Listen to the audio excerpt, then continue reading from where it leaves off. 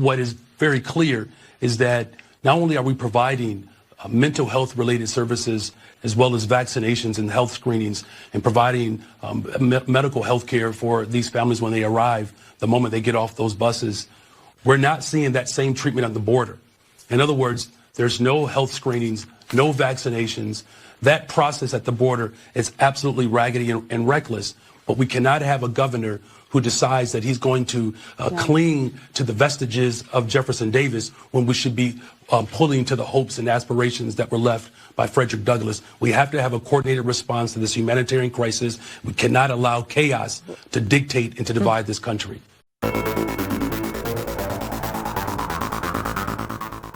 Guys, this is nothing more than fake racism. This is the Democrat Party at its best. This is Mayor Brandon Johnson. He is the mayor of Chicago. In Chicago, you get everything, honestly, everything that's happening to you, quite frankly, you deserve. I don't feel sorry for you at this point after you voted out Beetlejuice, and then you put this guy in that's even worse than Beetlejuice. But let's just take up this issue real quick. All right, so Mayor Brandon Johnson is calling Governor Greg Abbott or comparing Governor Greg Abbott to a racist, Confederate racist Jefferson Davis from back in the day.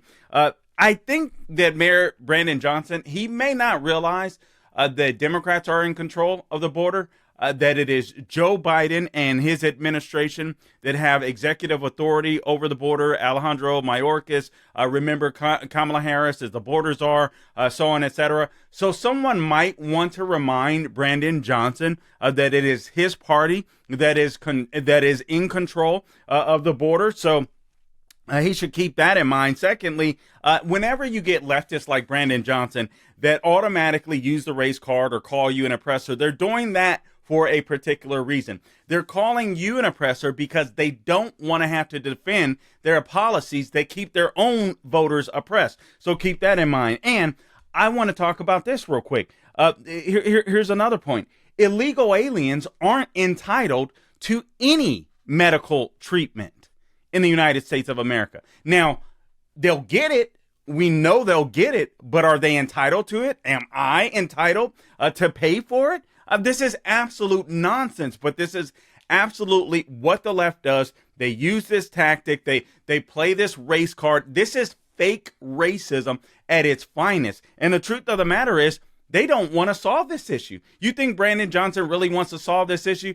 His community, the black community within Chicago, had to hold town hall meetings to get this guy's attention, to tell him to stop allowing illegal aliens to come in. And that's despite the fact that this is a sanctuary city. Mayor, if Chicago is a sanctuary city, shut your pie hole, man. This is exactly what you asked for. All right, moving on.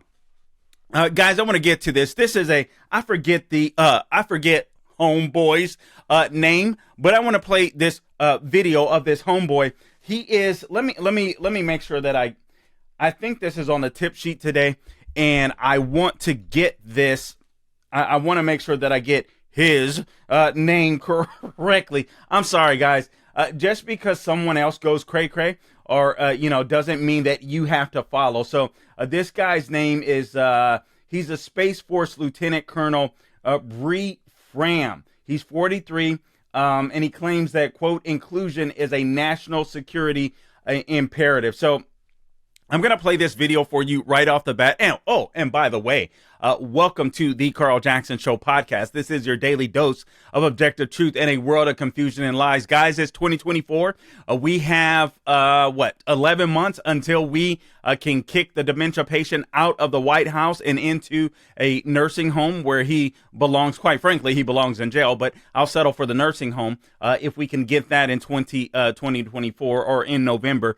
So Lord willing, I look forward to that. I hope you do too. It's gonna have to be all hands on deck to make sure that does happen. Welcome to the new year. Happy New Year. It is 2024, obviously, and I hope you had a great New Year's celebration. I brought the New Year's in by snoring, but I was able to spend some time with family yesterday that I enjoyed. So I hope you got to enjoy yours. And obviously, I've made resolutions just like I'm sure most of you guys. Let's see if I stick to them. I don't make crazy resolutions anymore. I used to be into that, like, oh, I'm going to do this. I'm going to do. No, honestly, it's It's just trying to get better at the things that I'm doing and trying to get more discipline at the things that I'm already doing. I want a closer relationship with Jesus. I want to spend more time with family and friends and love more, intentionally. I obviously want to win in 2024. I want to enjoy life more. I want to laugh a lot more this year, because Lord knows we're going to need to laugh a lot more. So just some of the basics. I also want to get more sleep and exercise. I mean, I'm not going to lie to you. I'm just being transparent. I have a horrible time of sleeping. I don't know what's wrong with me, but by the grace of God, I'll try to get that under control. And you know what? I just want to get a little. I shouldn't say a little. I want to get fit. I'm not one of these health nuts. I'm not going to lie to you. Sit here and I'm going to do that. No. I'm not going to do all that. I just want to get a little slimmer, trimmer, a little more defined. Stop eating as much junk. I was doing good for quite some time, and then I don't know what it was. I just got on I broke, and then I just haven't been eating great ever since, and I need to change that. So I am going to work on that and just getting a little stronger this year in case the apocalypse breaks out. But other than that, nothing major. Just things that I think are necessary to live life, have fun, and stick around to fight the good fight. All right, so I'm looking forward to this new year. It is going to be a fight, but you know what? I'm going to enjoy the fight. Not all the time, but for the most part, I'm going to try to enjoy my life. Get closer to God and save this country, just like the rest of you that are listening in this audience are trying to do as well. I do want to invite you to join me on all things social media. I would really appreciate that. If you're on X, please find me on X. I do respond as much as possible on X, probably the most there. Instagram also. Actually, between Instagram, X, and Facebook, I respond a lot. So I try to reach out to those that reach out to me. But if you give me a follow, I can't always do it, I'll be honest. But if you give me a follow, I promise you, I will make it worth your while, and I sincerely appreciate it. And also, we're in this fight to save America, or to restore America. I am one of these people, maybe the naysayer you might call me, but I think America is over. But I do think we have a chance. And listen, I do think that it's not so far gone that we can't restore it. And I believe that's what we get the opportunity to do in 2024.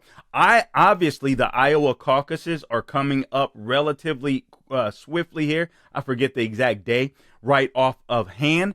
But that's coming up swiftly. You got Nikki Haley in New Hampshire that's apparently gaining steam there. But she had a major faux pas last week when she did not name the slavery as part of the reason for civil war. I spoke about that, but that's still a big issue today. But I talked about it last week on my podcast and also on Officer Tatum's show, if you were able to catch me then.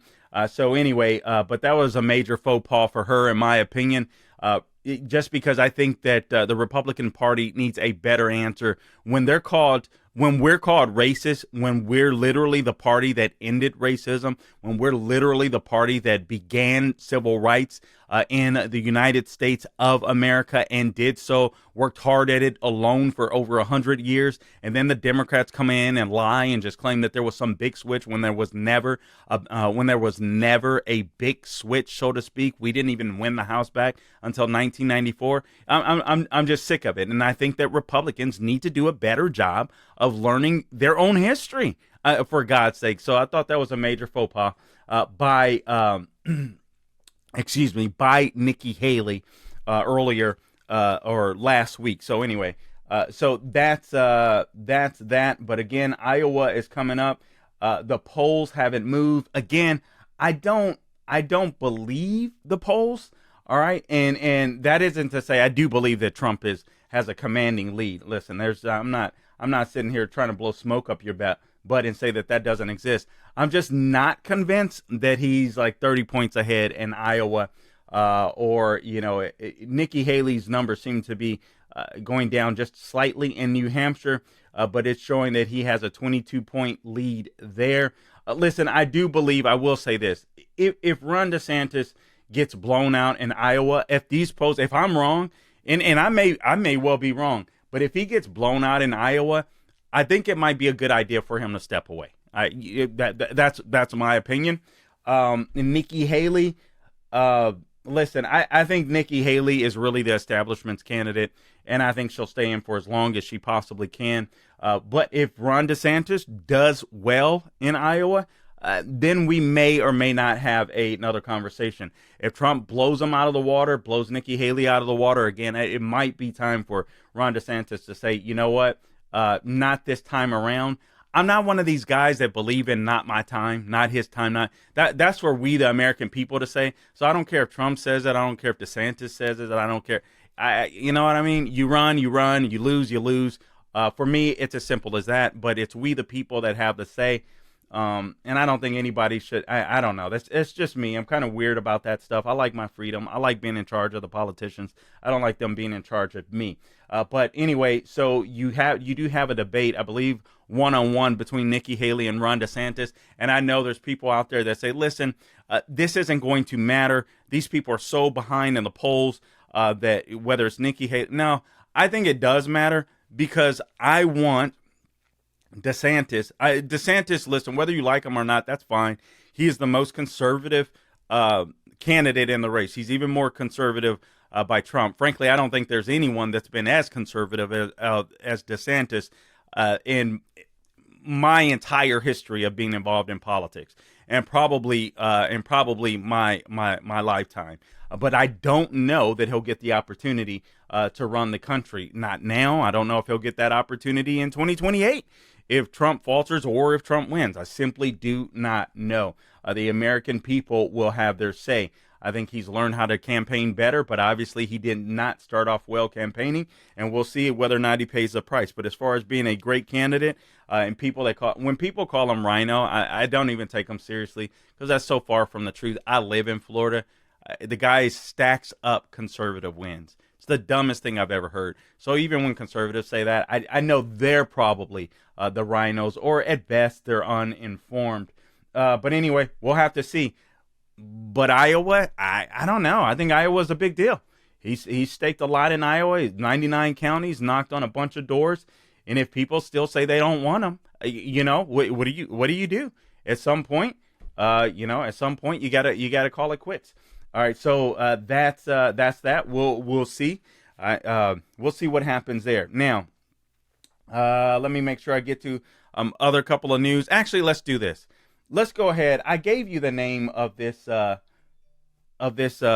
pretending to be a woman, and I want to play this, and I want to deal with this because I think it's a very important issue. Oh, and then I want to get on to the Epstein client list. Gabe, did you know that I almost forgot? Like, literally, guys, I'm not gonna lie. I was so out of it yesterday, and even early this morning. I just didn't know what I was going to talk about, but there's a lot of the same news that I was talking about last week with some new news. So I'll bring you up to date on some of the breaking news, if you will, of the day. But I do want to get to this Epstein's client list, at least an unofficial list that I've seen on X, and I want to share some of those names with you, and I want to share some of those thoughts my thoughts with you, because I think there's something more to it, something even more than the sexual connection or the pedophile connection or whatever. I just want to give you some more thoughts. But before we go there, I've been obliviating. Let's make sure we do this. Oh. And today's show is brought to you by MyPillow.com. How could I forget that? MyPillow.com. Right now, they've got Giza Dream Sheets for as little as $29.98. All you have to do is go to the radio podcast square, enter my name, Carl. That is CARL, enter my name, or give them a call at 1-800-858-0263. Again, that number is 1-800-858-0263 is the number. And use my name, Carl, and you can take advantage of all of the deals that are available to you right now. Giza Dream Sheets for as low as $29.98. Don't forget they got the My Pillow 2.0 that I absolutely love. I went to sleep early on New Year's Eve. I did not stay up to see the ball drop. I was straight up snoring on my pillow, I'm sure. All right, so that's because I have a My Pillow 2.0, and I knock out at least for a short period of time, and I wake up. But I love going back to sleep on My Pillow. All right, so MyPillow.com, promo code Carl. All right, let's play this video here, Gabe. And again, This is the video of what's homeboy's name. And yes, I'm saying that on purpose. I'm not saying it to be mean. I'm not trying to poke at the guy, but I'm not going to sit here just because the rest of the world is going off the cliff. I'm not going to follow him. I'm not buying into this crap, and you shouldn't either. It isn't nice. It isn't nice. It isn't compassionate to sit here and pretend like a dude pretending to be a woman that is obviously disturbed mentally is compassionate. I'm not playing that game. That is not science. It is not compassion. It's a bunch of weak-kneed freaking people that have no freaking moral compass that are scared to speak the truth. And I'm sorry, I'm not playing that game. All right, having said that, let's play this video of Lieutenant Colonel Bree Fam, 43 years of age, now the Lieutenant Colonel in the Space Force. So inclusion is a national security imperative. We fight today, and we are going to fight in the future using brain power. And if that brain, who's going to revolutionize the way we fight in space, we fight in cyber, just happens to be in a trans body, you should want them all serving alongside me. And for your organizations, it's the same way. Those perspectives that we get from a diverse set of individuals, it's been talked about on stage a lot regarding the science behind high-performing teams. We need those perspectives. But it's inclusion that actually drives that. Because you can bring people in, and if they don't feel safe to speak up, if they don't feel safe to bring their full selves to work, you're not going to get the value of the diversity. So for us, it is absolutely critical to drive our future success as an organization and potentially on the battlefield. And I think it's the same way for all of you, because we can't leave that talent that is going to revolutionize the way we do business behind. This fool is literally talking about 1/10 of the population. And he's talking about brain power. Fool, you have gender dysphoria. You think you're a woman and you're a grown man. Did you see those big hands? Did you see those big old knees that could knock out John Jones in the UFC? Did you see that? Did you see the bulge in that guy's neck? And I'm sure there's a bulge down below, if you know what I'm saying. And we're supposed to take this guy seriously? Guys, let me tell you something. Inclusion is not indicative of intellect. It has nothing to do with that. You're telling me that a man that's not in his right mind can't offer you some intellect or whatever? And you're talking about the military. You're talking about the military. You're talking about the safe. You're talking about the Space Force. And this fool is talking about safe spaces. You don't go into the military to belong to a safe space or to find a safe space. You go to the military to keep America safe. I mean, this is crazy town. I'm sorry. I will not participate in this crap. If you want to go over the cliff, like I said earlier, you can go over the cliff. I'm not going over the cliff with these crazy behind people. A man is a man. A woman is a woman. This is simple. And I'm not going to sit here and let a bunch of lefties, a bunch of communists lie to me, gaslight me, and try to tell me that a man can be a woman when that's absolutely asinine. It is not true. I am not going to play this game. And you shouldn't play this game. It is not compassionate to find a person that is obviously disturbed mentally, pat them on the back and say that they're okay, and you're the crazy one if you call them out on it. I'm sorry. No, I'm not playing that game. What the left wants to do, this is a bigger macro issue. The left wants to get rid of the idea of truth in general, because if they can, if there's no objective truth, and again, we bring you your daily dose of objective truth. If there's no objective truth, then the left can tell you whatever they want, right? Whatever they want to be true, they can say is true. If 2 + 2 = 5. This is Orwellian. This is nothing more than Orwellian. And this is the left trying to push this crap down our throat because they want to be able to determine or tell you what truth is. It's as simple as that. Okay, now moving on. Let me bring you up to speed, because you know that last week Trump was kicked off of, or a couple of weeks ago, kicked off of the Colorado ballot.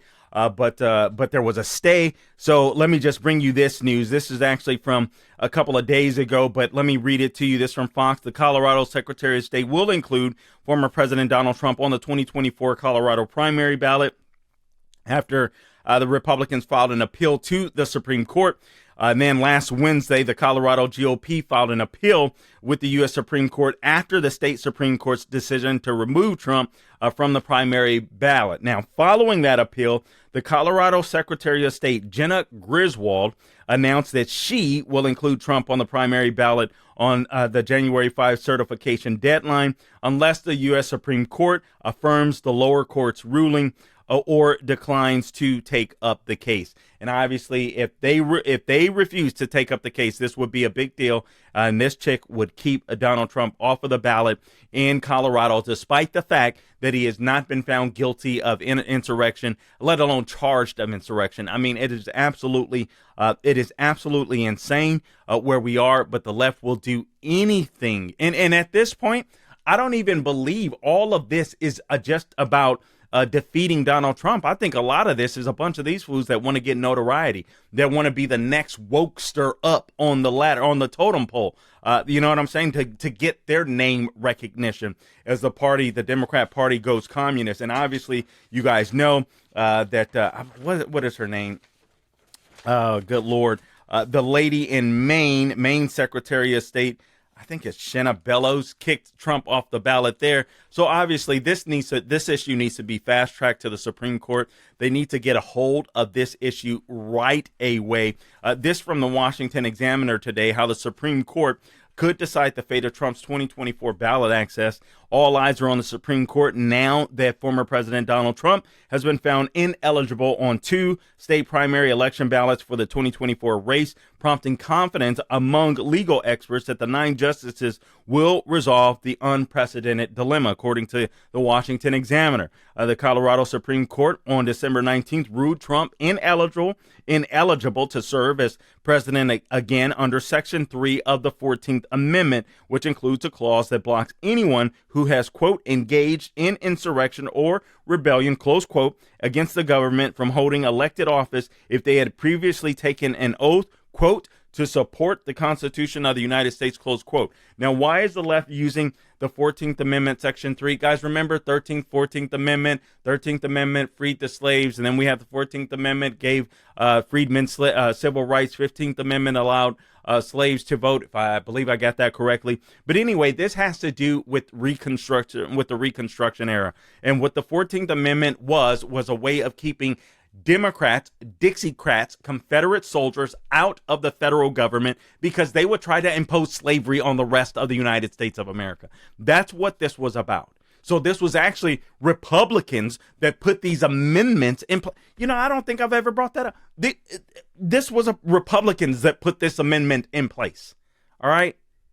I mean, this is absolutely crazy town, but this is where we're at. Maine's Secretary of State, obviously a Democrat, made the decision Wednesday night without any court review to keep Trump off of the ballot in Maine. Meanwhile, Michigan and Minnesota high courts have allowed Trump to remain on primary ballots, and California Secretary of State decided last week that the former president could remain on the primary ballot. Now, I believe that California did that. I believe that's a signal that Gavin Newsom could run. He's still in the background in case the dementia patient goes down. And I don't think they want the narrative that, listen, they had to do this in California in order for Newsom to be able to beat Trump, assuming that Trump is the nominee. Now, this will. The Supreme Court needs to take this up quickly, and I think they'll have to as a result of this. Doug Spencer, he's a law professor at the University of Colorado. Here's what he had to say, quote, "The Colorado case definitely increased the likelihood that the U.S. Supreme Court will intervene, but push back on the notion that other states making separate or similar decisions would nudge the justices towards considering the 4-3 judgment from the Colorado Supreme Court." All right. He says, quote, "It's true that the Supreme Court often takes up cases when there is a divide among the federal circuits. All right. But the same is not true when there is a divide among the Supreme Courts, the state Supreme Courts." So We're just getting into dicey territory, and the left is intentionally doing this to bring chaos to our system. I think more than this just being about Donald Trump, although he is being persecuted and he is obviously the biggest victim with all this, this is about changing the idea of the presidency. It is about fundamentally transforming America. And honestly, this is so dangerous because arbitrarily you have a local state official that could just, willy-nilly decide, oh, no, this candidate can't be on the ballot. Well, what if that person is a Republican, that's deciding the primary race for the Democrats? That shouldn't happen. What if that person is a Democrat, which is what we have here, trying to decide the primary outcome for the Republican Party? And that shouldn't happen. Each party, this is a free country. We get to have our say. We get to have our say. So I can't stand the people that refuse to allow us to have our say as free citizens. All right. Again, Spencer says it's true that the Supreme Court takes up cases often when there is a divide among the federal circuits, but the same is not true among state Supreme Courts. He says that is especially true when, as is the case here, the cases are decided on state law grounds. And again, Doug Spencer is a law professor at the University of Colorado. One reason that he states why the high court's intervention seems inevitable is the divergent legal viewpoints about whether Trump is required to be found guilty of the crime of insurrection before he can be deemed constitutionally ineligible for having, quote, engaged, close quote, in one. How could you how could you be called an insurrectionist even if you didn't engage in one, let alone were never charged and convicted of being an insurrectionist? But again, this is where we are, and this is why I think it's so important for the Supreme Court to take up this issue. You have this Maine Secretary of State, Shinna Bellows. She conceded in her written decision there would have been an easier jump to her conclusion if Trump was found guilty or not guilty of that crime in a court of law. And then she ultimately took the evidence that was presented by the House January 6th committee, who we know were a bunch of frauds, many of them, among other reports, and determined that Trump was ineligible. To be sure, California Secretary of State found that Trump couldn't be removed, and Oregon Secretary of State is being sued by a liberal group because they opted not to remove Trump. And this is all politics. This lady was an advocate in the ACLU, American Center for, I forget what it stands for, but they've just turned into a progressive organization. They used to be on the left, but at least believed more liberal, believed in some freedom. They don't necessarily now. Bellows also conceded that the highest court will likely be the final arbiter over Maine's decision. Professor Ray Brescia of Albany Law School told the Examiner he believes the high court is bound to take up one of the disputes soon, most likely the Colorado case. He said ultimately, quote, this is just going to have to be decided by the Supreme Court, close quote. Brescia said, adding that that's in part because of all the, quote, different procedural postures, close quote. These ballot changes against Trump are stemming from, for example, Maine law holds that voters must first petition in the Secretary of State, which challenges to a candidate's qualifications for office. I don't think that happened in Maine. I think this lady just arbitrarily, unilaterally, I should say, just say, Trump's not going to be on the ballot. And then a public hearing is held, he says, where the challengers must make their case as to why the primary nomination should be invalidated. So in Colorado, the challenge first had to undergo a 5-day trial before a judge concluded Trump could remain on the primary ballot, which was later reversed by the state's top court. All right. So Brescia opens the door. Professor Ray Brescia of Albany Law School says this sort of, he said the wide range of procedural postures behind the varying state challenges presents a potential for the high court to, quote, rule on sort of a narrow procedural grounds, close quote, which could serve as a means to avoid rulings that could be attacked as judicial activism. So basically, the Supreme Court, they're skirting a fine line because there's some states' law issues, states' rights issues that are up at stake. However, these people in their state didn't abide by the laws in their own states. I mean, and again, you have a person that is not guilty of insurrection. So there's got to be some clarity brought to this. Otherwise, this is going to be completely chaotic anyway, I could go further, but I think you get the point when it comes to that. All right, just real quick, let me bring you a couple other stories, and I'm just going to give you some names on some unofficial names on the Jeffrey Epstein case. You guys know about the earthquake that hit, Japan. So pray for those people. Absolutely crazy. What happened there? I think the earthquake was like 7 point something. If you've never been through an earthquake, man, they can be scary. I mean, I lived through several of them growing up in Los Angeles, California. I don't know what I'm more scared of though now, hurricanes or earthquakes. I mean, earthquakes just come out of the blue. You typically get under a doorway. I mean, if they're big and massive, they can be scary. You just hope and pray that you're not out driving or somewhere and you can get under something that's safe and sturdy. But anyway, so that's that. Also, a couple other stories that I want to bring you. The U.S. Navy sunk over the weekend 3 Houthi ships attacking a cargo ship. And people are losing the appetite. I think even many supporters of Ukraine are losing the appetite to continue to fund Ukraine. I don't want to see innocent Ukrainians killed.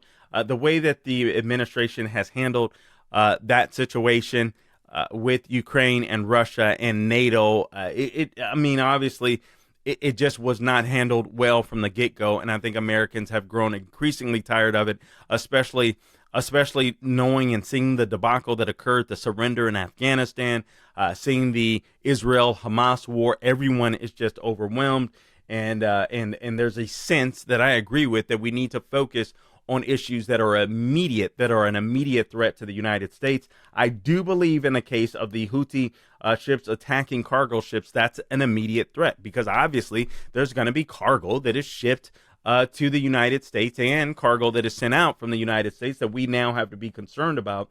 And they were attacking our soldiers, for God's sakes. That's a direct threat. So the U.S. Navy sank 3 ships tied to the Yemen-based Houthi militant group after it targeted a Maersk, M-A-E-R-S-K, and I've seen those container ships, I know you have too, in the Red Sea this week, leading the massive shipping company to pause all operations in the region for 2 days. So helicopters aboard the USS Eisenhower were dispatched following emergency calls from the Maersk ship, I believe that's how it's pronounced, M-A-E-R-S-K, military craft, returned fire in self-defense, sinking 3 of the 4 small boats and killing the crews, close quote. Good. I don't care. You were shooting at military helicopters, vessels. Bye-bye, you're dead. Adios, sayonara, see you later. I hope you got right with God beforehand, but if you didn't, that's on you. I mean, I'm sorry. So tired of these fools and people acting like there's no difference between, Judeo-Christian values and Western values and these like Houthi rebels and these people, these other proxies that are backed by Iran. Please, there's a huge difference. And I know there's a huge difference, and I know the left knows there's a huge difference because they won't move to these regions of the world. You'll never see them packing up to go there. All right, now, having said that, let me just move on real quickly. I want to touch some of the names that are in the Jeffrey Epstein, at least the unofficial, okay?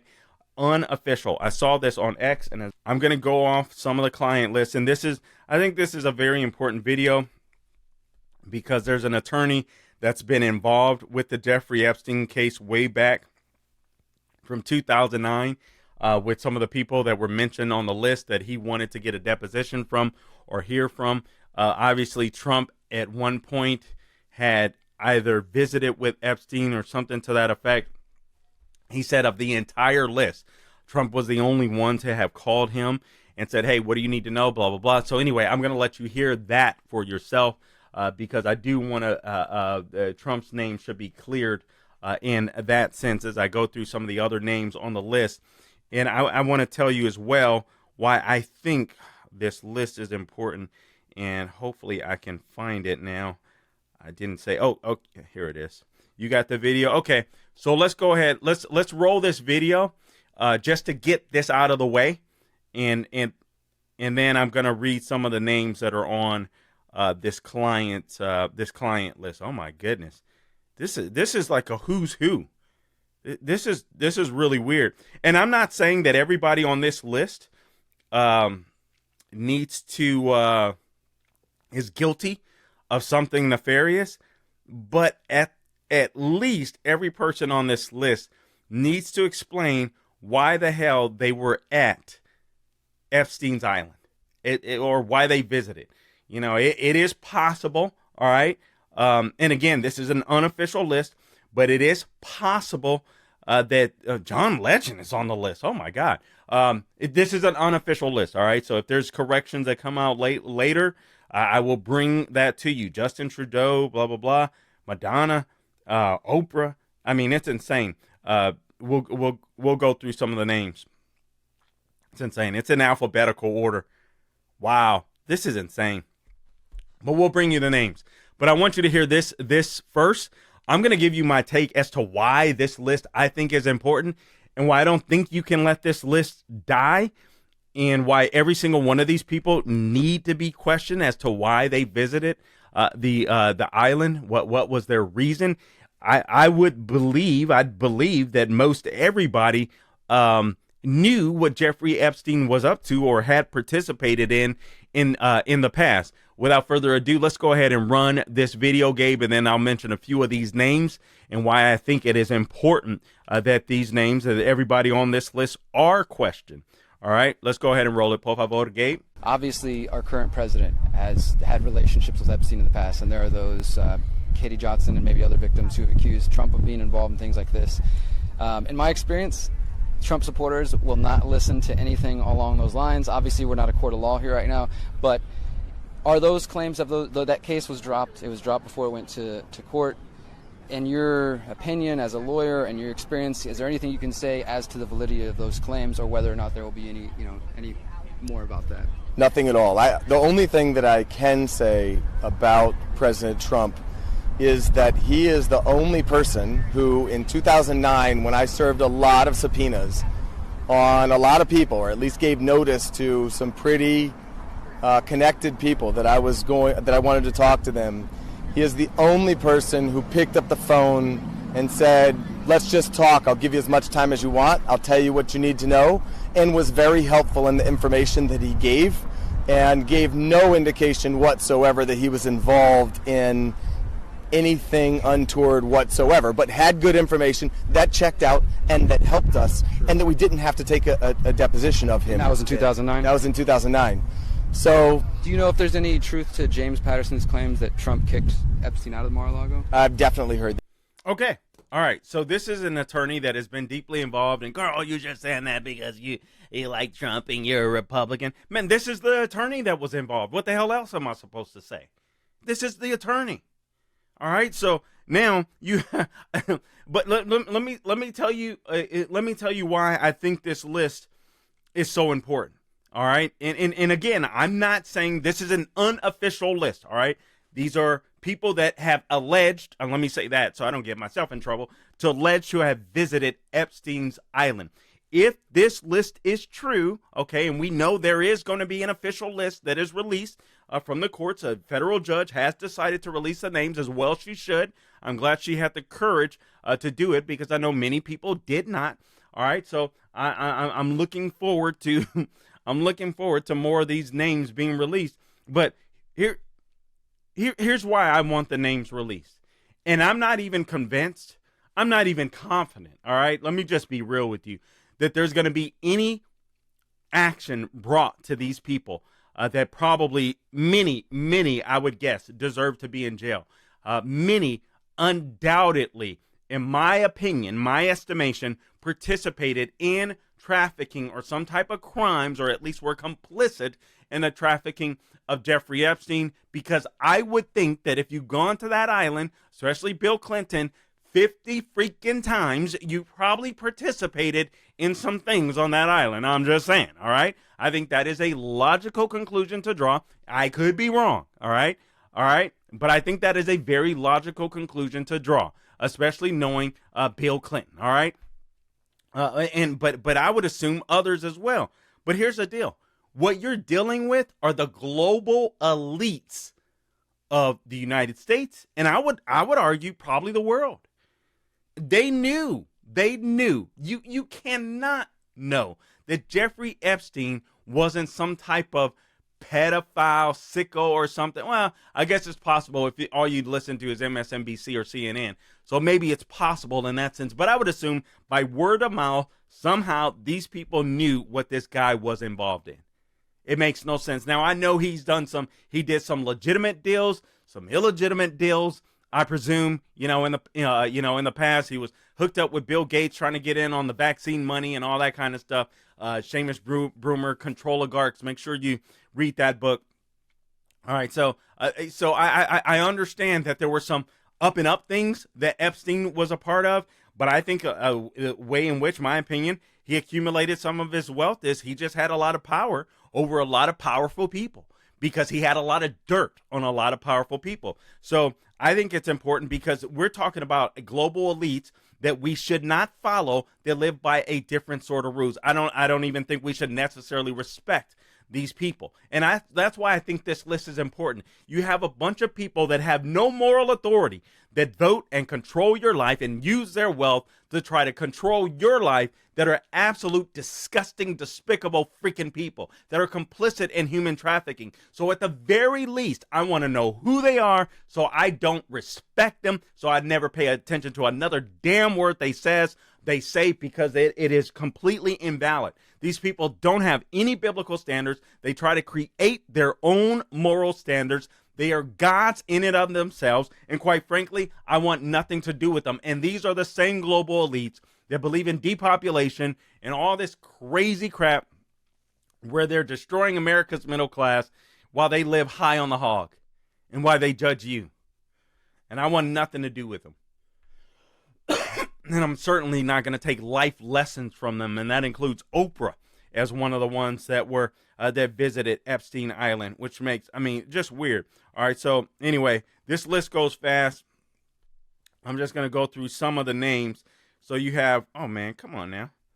Alan Dershowitz, Allie Baldwin, Anthony Weiner, Ben Affleck, Bernie Sanders, Beyonce, Bill Clinton, Bill Gates, Bruce Willis, Casey, Wasserman, Celine Dion, Charles Barkley, Charlie Sheen, Charlize Theron, Chelsea Handler, Chris Tucker, Courtney Cox, Courtney Love, Demi Moore, David Koch, one of the Koch brothers, Drew Barrymore, Doug Bann, Ed Buck, Ed Tuttle, Ellen DeGeneres, Ellen Spencer, Eminem, George Clooney, Ghislaine Maxwell, obviously, Gwen Stefani, Gwendolyn Beck, Heidi Klum, Henry Rostofsky, Hillary Clinton, James Franco, James Gunn, Jimmy Kimmel, John Legend, John Podesta, John Travolta, Joey Behar, Justin Trudeau, Kathy Griffin, Katy Perry, Kelly Spam, Kevin Spacey. We can see that one.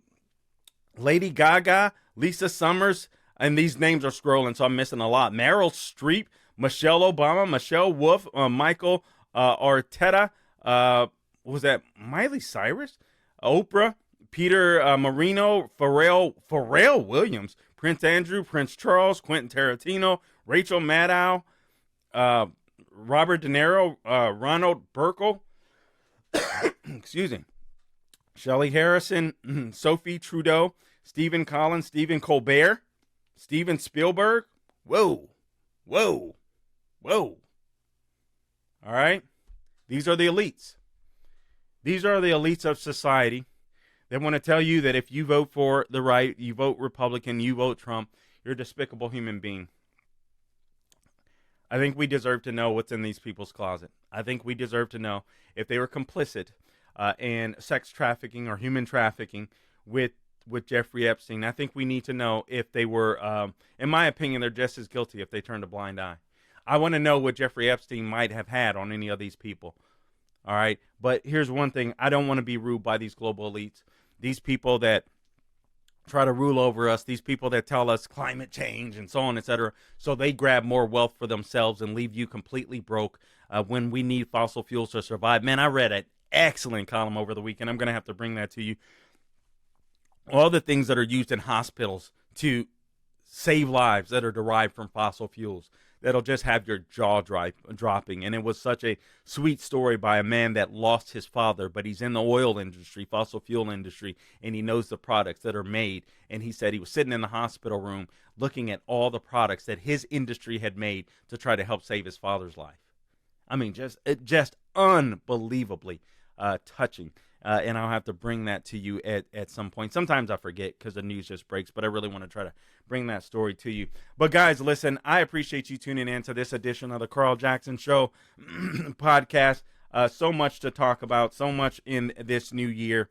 We're just going to get started on this fight. There's a couple of stories that I didn't bring you that I'll get into later. One is, and I think this is very important, this is just the seizure of Trump's smartphone data put special counsel in uncharged legal water. So perhaps I'll get into that tomorrow. I believe that was from the Washington Times. Yes, seizure of Trump's data smartphone puts special counsel in uncharted legal water. So now they're taking Trump's smartphone. And listen, this is, regardless of how you feel about Trump, I'm not asking you to vote for Trump. I'm not asking you not to vote for Trump. You do whatever the heck you want. I think these are, in my mind, these are two separate issues. I know what the left is trying to do. So maybe I know what the left is trying to do, right? They want to destroy Trump. I get it. They want to hurt him. But I think there's a lot of people that are out there that want to build up their names. And I just think there are, just evil people basically on the left that want to fundamentally transform America, and Trump is a high-profile guy. They feel like they can do it with him. He was the last president, and I think what they're so afraid of is, one, you see the clear difference between his administration and Biden's administration, and then if Biden were to lose, which I think he can, as long as we show up and all that kind of good stuff. Listen, you can't get so concerned about the cheating at this point. I get it. I rail about it myself. You just got to show up, and you got to bring a friend. You got to start talking about this stuff. You got to start talking about the things that did make America, or that do make America, exceptional and great to your friends and neighbors, and remind them. You got to call out these wokesters like we played at the beginning of the podcast, and so on, etc. But this is just new territory that these people continue devising to try to destroy and get the former president, which I think is sad. And his campaign, I also think this is newsworthy. And I think DeSantis, and I think that would have been DeSantis' best ploy. He should have used it. But I've been talking about this for literally a decade. There's no such thing as Republican extremists. Trump's campaign is now supposedly going to pivot. I hope they do. To pointing out the Democrats as the extremists. And they are. That's where we need to be. We're not the extremists. They are. And we need to point that out, because we can't just win an election. We got to win back the culture. All right, guys, I appreciate you tuning in to this edition of the Carl Jackson Show podcast. This is your daily dose of objective truth in a world of confusion and lies. And until next time, welcome to the new year, by the way. And until next time, do not grow weary doing good, and God bless you.